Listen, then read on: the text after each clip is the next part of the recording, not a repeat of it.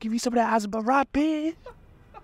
What I am saying, what we claim to say, not true, and it's propaganda. Well, you should see about the Palestinians and should see how they feel. How warm the Israeli people can be and how much of an agenda they don't have. Your life experience, your family's life experience, your neighbors, your friends, your nation, it's all gone out the window the second you say, Non-existent. I'm Israeli. Non-existent. Hi friends, welcome back to the channel. Welcome back to another video. If you don't know who I am, my name is Tal, and I've been traveling around the world for the last 10 years, but recently I came back to Israel in the state of this insane war to document and tell the stories of what's actually going on the ground here. And it's been a crazy experience, and today I've actually brought in a really interesting guy who has a hell of a lot of experience about this as well. Get on over here. My guy. Who are you? Who you is? My name is Barak, originally from the States. I now live in Israel, come from the world of basketball and fitness, and since the beginning of the war, have really turned into somebody trying to make Israel accessible to people like yourselves.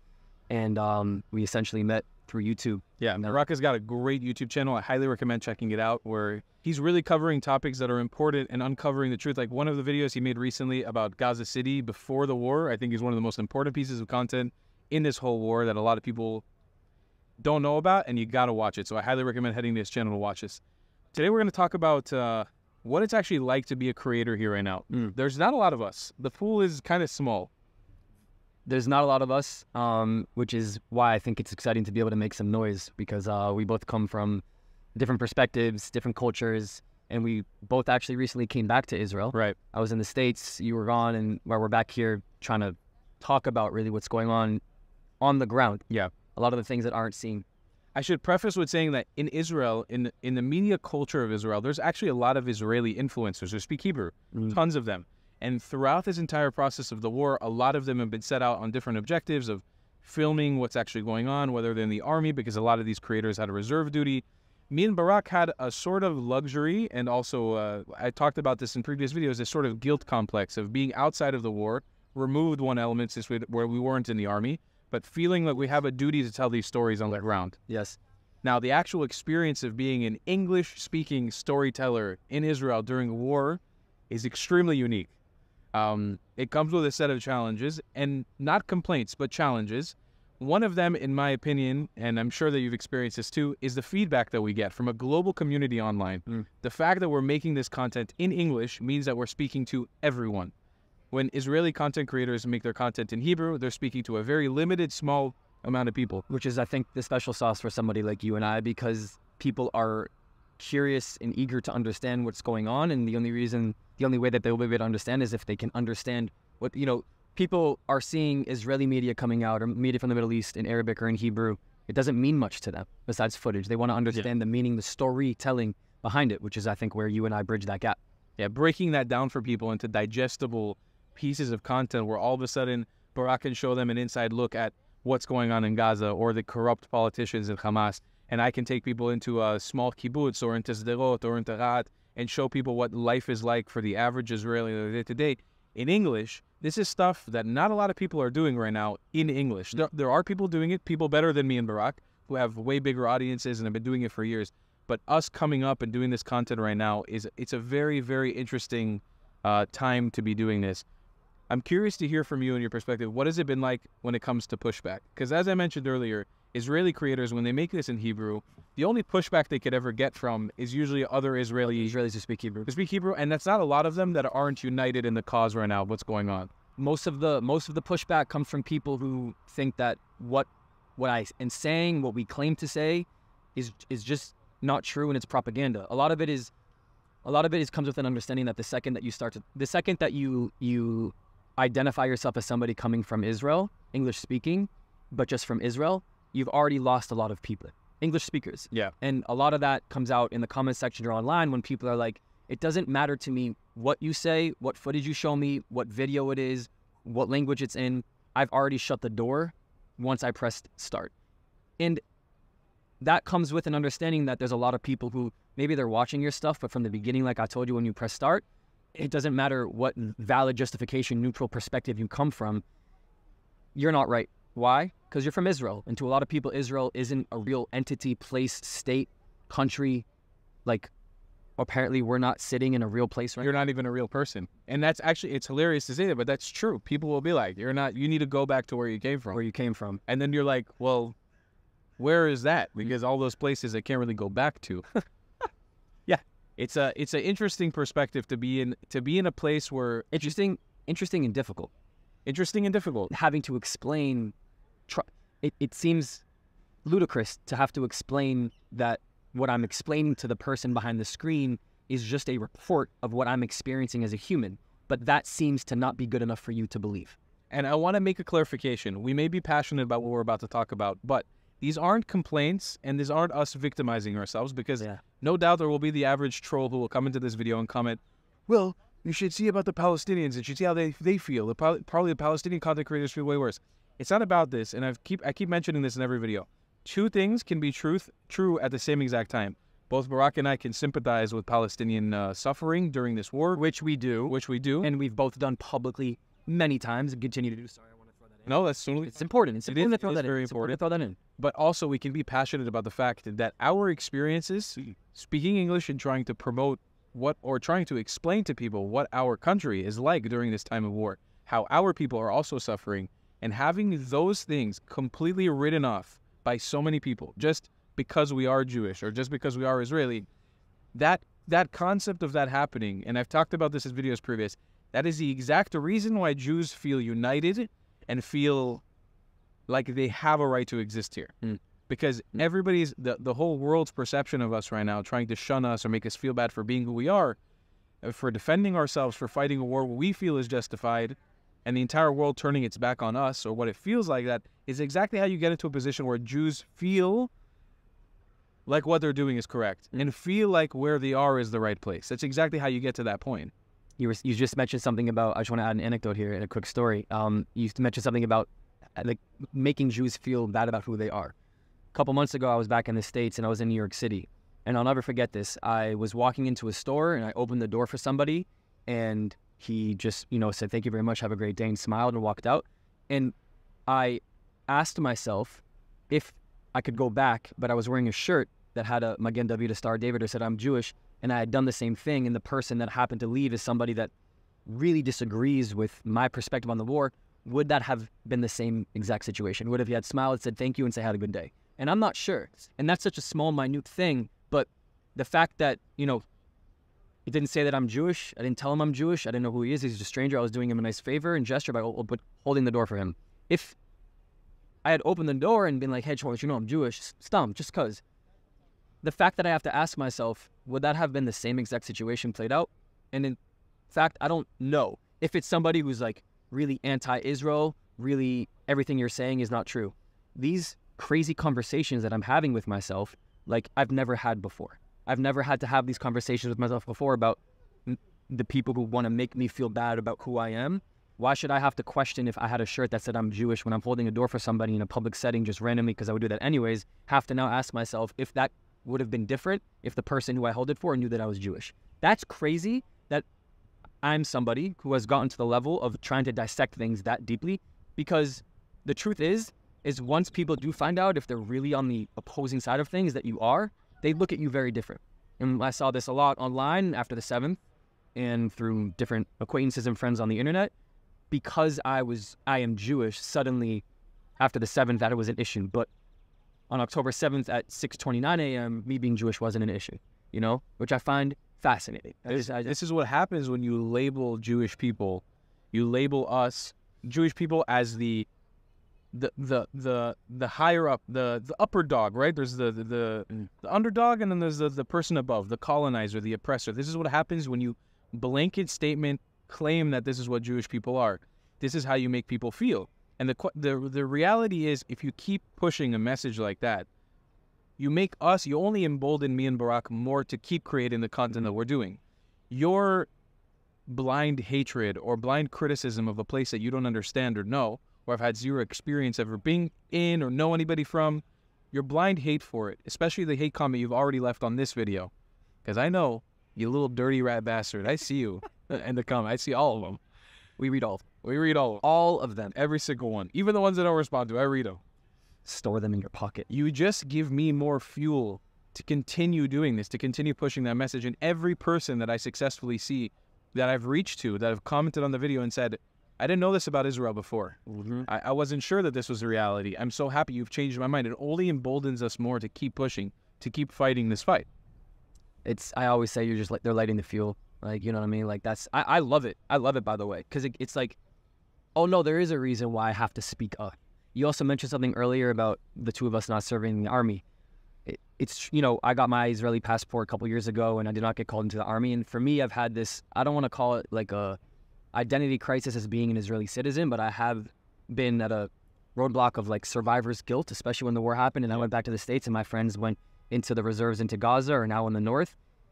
One of the big drawing things for me to become a YouTuber and do this is there's two wars happening at the same time. There's the war on the ground fighting, and there's the war on the internet, the media propaganda stuff.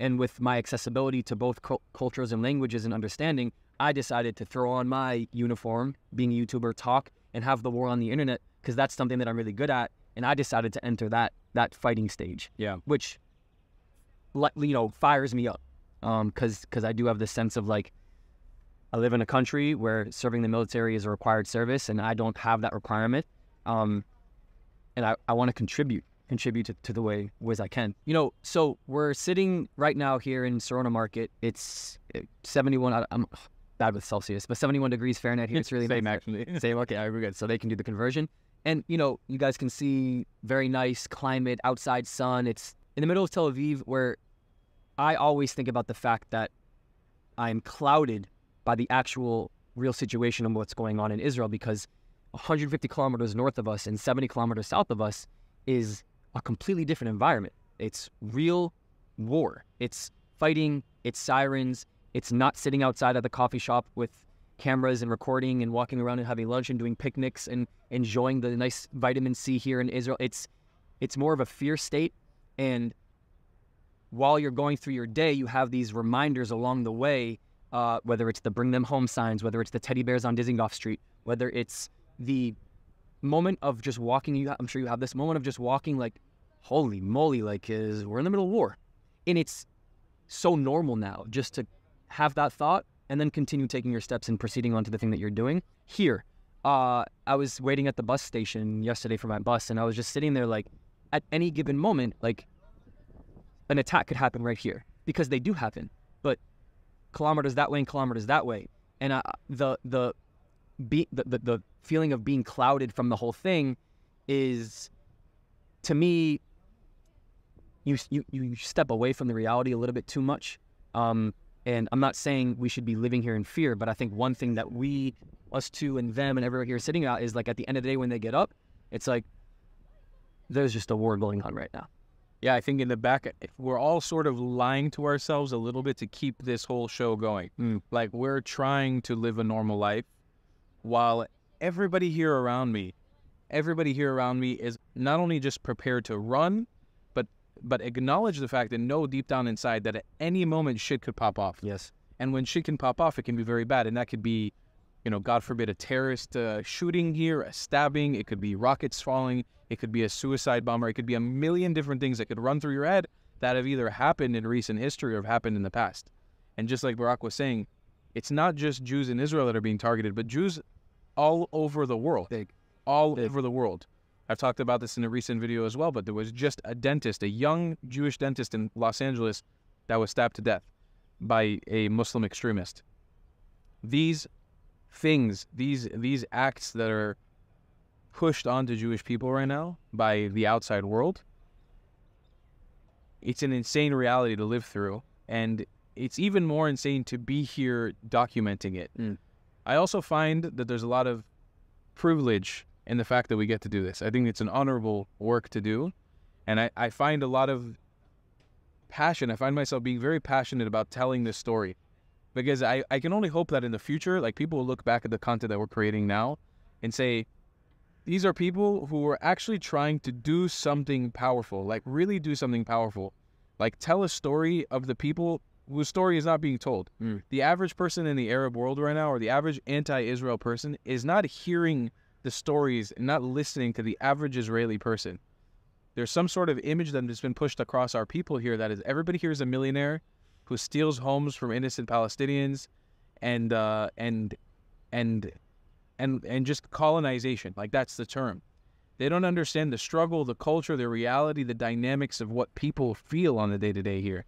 And I find it an honor to be able to tell that story. I really agree with all of that. I think one of the things that it pisses me off a little bit, that the narrative has changed to like nobody in the state of Israel would ever want to have some sort of like cohesion with other people. And they wouldn't want to have a reality where they're able to actually live side by side with other people. Now, that conversation right now is extremely sensitive as a result of what just happened. But I want to say something. Like, as an American who grew up in the States, that now lives in Israel, I've experienced both cultures. I can tell you, even with all of my non-Jewish friends that have been to Israel or have met Israelis abroad, the one theme is like how warm the Israeli people can be and how much of an agenda they don't have to not want to have to figure out a way to live with other people. Like, I find it to be the opposite. I find it to be that a lot of the people here, like, why would they ever want to have war? Why would they ever want to have beef? Why would they ever want to have tensions? Why would they ever want to go to a bomb shelter? Why would they want to sit here thinking to themselves at any point in time somebody could just light them up? Why is that something that people are like, yes, sign me up for that? It's, for me, like, one, it's the reflection of the Middle East, this area, the world, the politics, the geopolitics, the territory. It's complicated. People don't get it. I was scrolling through X, or formerly known as Twitter. People know it as Twitter. Yesterday, and I saw a creator. I don't want to say names. I don't even want to talk about what genre, but in a genre that has nothing to do with politics, nothing to do with Israel, nothing to do with war. Talk so much shit about Israel. As a creator I've been watching for a long time, a really, really huge fan. I've been watching for probably 10 years, and I saw them posting this crazy comparison of Israel on Twitter, and I was like, it's reached levels I would never imagine it reaching. And for some reason, I don't know if I just got lucky or things rolled. This week I've been hanging out a lot with family, and throughout my time with family, they've only opened my eyes more to how non-hateful they are. This entire week, I've been sitting mostly with my family and Israeli Arabs. And I don't know how, it just happened by happenstance. And I don't use it as like to use Israeli Arabs as a token, but genuinely, my family is friends with a lot of Israeli Arabs, and they have been around us either in my family's homes or sitting with us at restaurants in this last week. And I realize when I'm sitting there, I'm like, this story that people are trying to project onto my country, onto my nation, and onto my people is so far, like you said, so freaking far from the truth. And this coexistence message is so deeply rooted in Israeli society, and I could really see that there's an honest attempt, like a true honest attempt of Israelis wanting to coexist with their neighbor. And it's not disingenuous. I really feel like it, and that's why you see protests happening by Israelis, Jews from the inside wanting to coexist, wanting ceasefires, wanting a bunch of different things. Because there's an actual attempt, there's a desire here to live in peace, not to live in war, not to live over anybody, but to live in an actual state of peace with our neighbors. It's crazy to me that still, even if you look through history, people fail to understand that that's the truth. And you don't have to come to Israel to meet the people and understand that, oh, wow, people here actually are super nice and do, like, accept. I mean, historically, it's been attempted numerous times to try and create this reality. And by the way, like, who is like, hey, you know what? I'd love to live in a place and I'd love war. Like, let's do that. Let's have enemies and let's not mess with each other. I should tell that to our neighbors. They're kind of like all about that. Yeah, well, I mean, and I don't know how you don't see that either. But no, seriously, like, yeah, sign me up for that. I want pressure. I want fear. I want the uncertainty. I want war. I want the... Talk about underdogs. Like, we are the underdog once you begin to open your mouth. It's true. Once you start talking, once I start talking in the comments, it doesn't matter. It doesn't matter how much fact-checking you did. It doesn't matter what research you did. It doesn't matter even if the video is in Arabic from somebody that isn't Jewish or Israeli. It still isn't enough. If it doesn't prove their point, it must be fake. Your life experience is just immediately your life experience, your family's life experience, your neighbors, your friends, your nation. It's all gone out the window the second you say, non-existent. I'm Israeli. Non-existent. You don't have any life experience. You don't get to have experience because somebody else near you is having a worse experience. So you don't get the right to have any. You don't get the right to an opinion. You don't get the right to feelings. That's just what it is. And again, these aren't complaints trying to victimize ourselves, but this is just genuinely trying to explain it to an outside person who may be watching this video, what it feels like to be doing this, what it feels like to be a content creator during war. Yes. But look, being a YouTuber during war in the state of Israel has some plus sides. One of them is the fact that we're in the state of Israel and we have really, really good food. And last time my uncle... Not really good food, probably arguably some of the best. Some of the best food in the world. And last time my uncle recommended me a shawarma place where he said it was the best shawarma he's ever had in Israel. And I want to go try it. Bold statement. Let's go try it. Let's go try it. Yeah. So my uncle yesterday said I need to come down to Turk lahmacun, which lahmacun is like a Turkish fried bread. I've never had it before, but my family is kind of part Turkish as well, so I know of it. But this is the place. This is the spot. We just stood in line with a very charismatic group of people. אמרו לי זה השווארמה הכי טעימה בישראל. דוד שלי אמר אני חייב לבוא היום לצהריים. תודה כפרה. Thanks, homie. It smells good. And I told him just give me the best mix. So we got the best mix now. And I go, יש מפיות? Are there napkins? He goes, הוא עבד עליי, אתה לא זה? I told him that Barak is a famous American YouTuber when I walked in there. Far from true. Barak, get in here. Oh, that's fire. I'm excited. That's fire. My shawarma's on the floor. Yeah. It smells like the Middle East in this bag. The real question is, how are the pickles? Oh, you're going straight for the... Oh, I'm going straight for the meat. But I got time for that. So, what I want to say is that I think my uncle was telling me we need to have the lamb one, and they don't have the lamb today. So what are we about to eat, bro? So we have turkey and chicken. It's a spring chicken, a pagit in Hebrew. And my uncle claimed this is the best shawarma in Israel. What do we say, Chaim? What do we do for this? Yeah, let's do the Chaim. The Chaim? Chaim, brother. The Chaim, brother. Chaim. Enjoy.